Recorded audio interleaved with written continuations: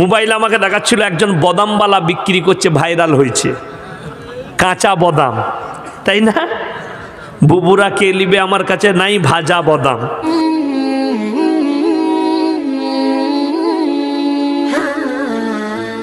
আমাদের যুবকরা আর্টিস্ট দিকে ফলো করে, আমাদের মতো মৌলবি দিকে ফলো করতে পারে না। ইয়াসিন সাহেব কেমন চুল রেখেছে, কিরকম জামা পরে, মোষটা কেমন কেটেছে, না।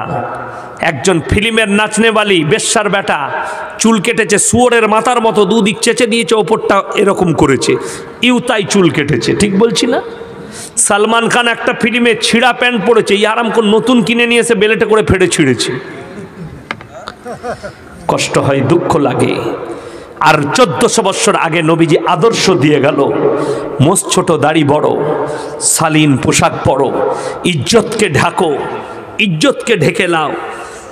আমি আশ্বিন মাসের শেষ করে আমি বোম্বে যাচ্ছিলাম, তো আমার ফ্লাইট ছিল দমদম থেকে, ফজরের নামাজটা দমদম এয়ারপোর্টেই পড়লাম, আমার ড্রাইভার নামিয়ে দিয়ে এলো। তারপরে 6:30টায় ফ্লাইট ছিল, আমি বোর্ডিং পাসের লেগে দাঁড়িয়েছি, আমার সামনে দুটো, একটা মেয়ে সামনে, তার পেছনে একটা ছেলে দাঁড়িয়ে, আমার সামনে এক ছেলেটা আছে, ইয়ং ছেলে, জিন্সের প্যান্ট পরে আছে, এমন প্যান্ট পরেছে মনে হচ্ছে ঠিক যেন খুলে পড়ে যাবে।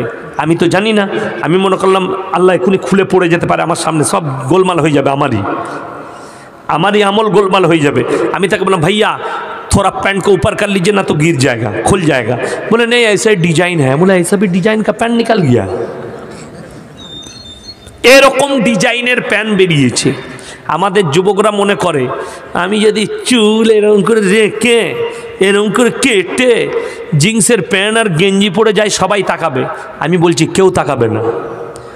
যদি বলেন আমাকে যেন সব মেয়ে দেখে, সব লোক দেখে লালবাগে, একটা কাজ করবেন, পোঁদে আলকাদারা লাগিয়ে আন্ডার প্যান্ট পরে দাঁড়াবেন, সবাই তাকাবে। ঠিক বলছি না? পাগলকে সবাই দেখে না, দেখে না? দেখেছেন? মোবাইল আমাকে দেখাচ্ছিল একজন বদামওয়ালা বিক্রি করছে, ভাইরাল হয়েছে, কাঁচা বদাম, তাই না? বুবুরা কে লিবে আমার কাছে নাই ভাজা বদাম, তো ভাইরাল হয়েছে। সে লোকটা কি ড্রেস পরে আছে? শাহরুখ খানের মতো মেকআপ করে আছে? নাই, তো ভাইরাল হয়েছে। যদি ভাইরাল হতে চাও তাহলে আন্ডার প্যান্ট পরে ঘুরে বেড়াতে হবে।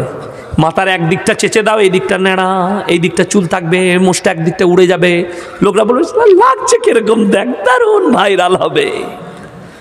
ওই জন্যে আমার ভাইয়েরা, আপনারা যারা দেখছেন, যারা ফিল্মের আর্টিস্ট দেখে ফিল্মের মেয়ে দিকে, ওই বেশ্যা দিকে দেখে যারা মোবাইলে দেখে আকৃষ্ট হন, কত সুন্দর দেখতে, তোমার জানা নাই তোমার বিবিকে যদি মেকআপ করানো হয় ওর থেকেও সুন্দর লাগবে। তাদেরকে মেকআপ করানো আছে। আমি মোবাইলে দেখলে মনে মনে করতাম লন্ডনের মেয়েরা কত ফর্সা, মনে হয় না?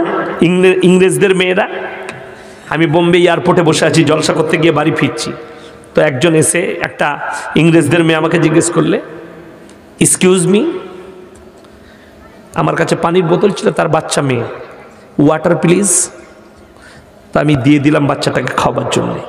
তার চামড়াটা দেখে, স্কিনটা দেখে পানির বোতলটা আমি আর ফেরত দিই নাই। বিশ্বাস করুন, বাস্তব বলছি, মনে হচ্ছে যেন বুড়ি। তো আমি টেস্ট করলাম, একটা পরীক্ষা করলাম, তার হাতটা এরকম রাখার ছিল, আমি পাশে আছি, আমি আমার মোবাইলে ক্যামেরা চালু করে তার হাতের ফটো তুললাম, দামি মোবাইল থেকে। তোলার পরে দেখলাম ফটোতে এসছে দারুণ সুন্দর লাগছে স্কিনটা। আসলেই তো আপনারা যারা দেখছেন না, আপনার দেখে শাহরুখ খানকে কি মনে হয় ফিল্ম করলে মানে যা লাগলো বডিটা বুড়োবে, গিয়ে দেখা মেকআপ করেছে বলে ভালো লাগছে। মৌলবি দিকে দেখুন, দেখিনি বিনা মেকআপে। যেমন অনেকজনে সকালবেলায় দেখবেন লালবাগে যোগ ব্যায়াম করতে যায়। যোগ ব্যায়াম কে বলেছে? বাবা রামদেব। সারা সকালবেলায় কাজ নেই, খালি এরকম করে বসে এরকম করছে। রামদেবের শরীরটা দেখো আর আমারটা দেখো।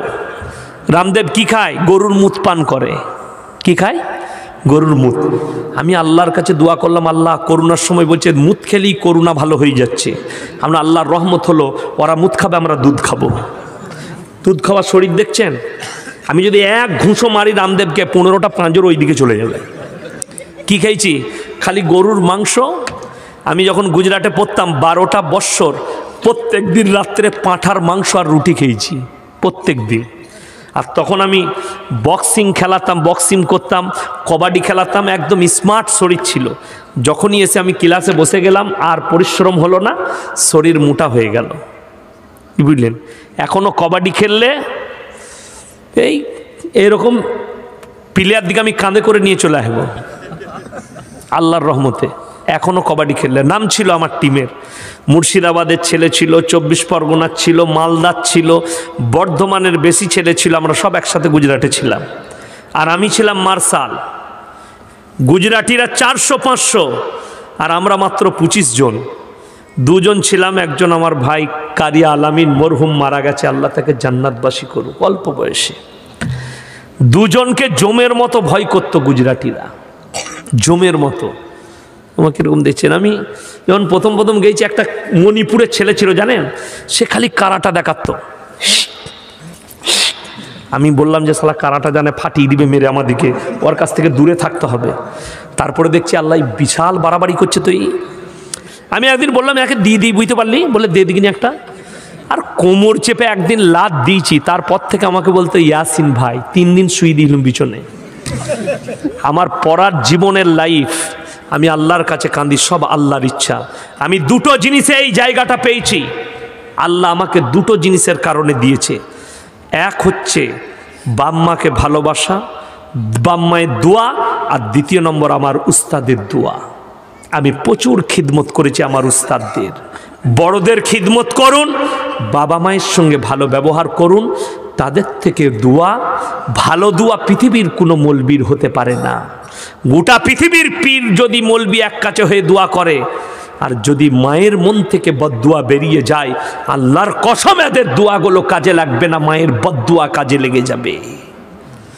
ওই জন্যে বাপের সঙ্গে ভালো ব্যবহার করবো, জোরে বলুন ইনশাল্লাহ। যুবকরা, মায়ের জন্যে জানকে কুরবান করবো, জোরে বলুন ইনশাল্লাহ। মা বলার আগে মায়ের কাজ করে দেবো, এটা প্রয়োজন। আমার বাড়িতে বলা আছে আমার মাকে, কোনো বেটার কাছে টাকা চাও না, ওষুধপত্র, ডাক্তার, পানি যা লাগবে আমাকে বলবে। তুমি যদি আমার টাকা লাও তো আমি ভাগ্যবান। মা আমার কোনো বেটাকে বলেন না, আমাকে বলে। আমি নিজেকে ভাগ্যবান মনে করি। যা কিছু হয় সব আমাকে বলে, আমি নিজেকে ভাগ্যবান মনে করি। আমার ভাইরা সব ভালো, একসাথে থাকি, কিন্তু আমি বলেছি গর্ব করে আমাকে বলবে, কোনো ভাইকে বলো না। আমি আমার ভাইদিকে বলেছি 1 টাকা খরচ করো না, তোমরা সব টাকা জমাও তোমার সন্তানদের জন্য। আমার যদি খেয়ে মেখে সব শেষ হয়ে যায়, বাবা মায়ের খিদমত করে, আমার 2টো মেয়ে তাদের তকদিরে আল্লাহ যা লিখেছে সেটা পাবে, এটা আমি বিশ্বাস রাখি। যা লিখেছে, আমি আমার আব্বাজানের ওপরে আমল করি। এত বড় আলেম, তিনি নিজের জীবনে 1 ছটাক জায়গা রাখেননি। 1 ছটাক, যতগুলো জায়গা জমি কিনেছেন সব আমাদের 4 ভাইয়ের নামে করে দিয়েছে। আমার মা বলেছে আপনার নামে কিছু নাই, ছেলেরা বলে আমার আল্লাহ আছে। আমার সন্তানের প্রতি আমার বিশ্বাস রেখেছি, আমি সন্তান আমাকে দেখবে। 1 ছটাক রাখেনি। অনেকজন আবার অনেক বাবা মা আছে, আমি মরে গেলে তোরা নিবি, তার মানে মারামারি করবি, দিয়ে ভাগ করবি। শুনে রেখে দেন, আল্লাহর উপরে ভরসা করুন। প্রত্যেকটা ভাইকে বলে যাব, যাদের কাছে সম্পত্তি আছে, মরার আগে সন্তানকে ভাগ করে দিয়ে চলে যান। আর আমরা দেখবেন বেশিরভাগ জলসাই মলি সাহেবরা বলি, কি বলে থাকি, যে বাবা মায়ের, এতক্ষণ আমি বললাম বাবা মায়ের খিদমত করো। সত্যিকারই যদি খিদমত না করেন, কিয়ামতের দিনে আটকাবেন তাহাজ্জুদ পড়লেও। কিন্তু ওই বাবা মারাও শুনে যান, যারা 2টো সন্তানকে 2 করেন, তাদেরকেও আমার আল্লাহ কিন্তু ছেড়ে কথা বলবে না। একটা বেটাকে 5 বিঘে জমি, আর একটা বেটাকে কিছুই নয়। ওই জন্যে আপনারা আমার জন্য দোয়া করবেন, আমি আপনাদের জন্য দোয়া করি। আবার আলোচনা হবে, প্রশ্ন যিনি করেছেন আমি পকেটে রেখেছি, আবার কোনো দিন কোথাও আলোচনা করলে আমি প্রশ্নের উত্তরগুলো দেবো।